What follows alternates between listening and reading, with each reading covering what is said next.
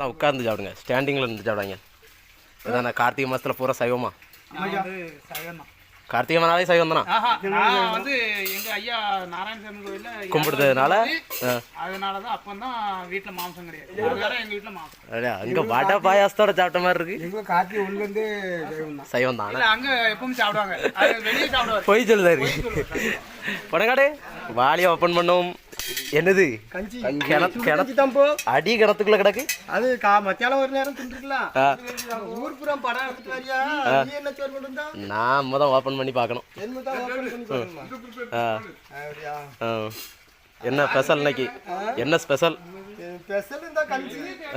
ஆமா, ஊர்காய் இந்த மறந்துட்டேன். ஊறுகாய் பின்னாடி கிடக்கு. எலுமிச்சை ஊறுகாவா? ஆமா, எலுமிச்சங்காய் ஊர்காய். செழிப்பு தானே? ஆமா, செழிப்பு தான். அடி கிணத்துல கிடக்க பணங்காடு காணுமா?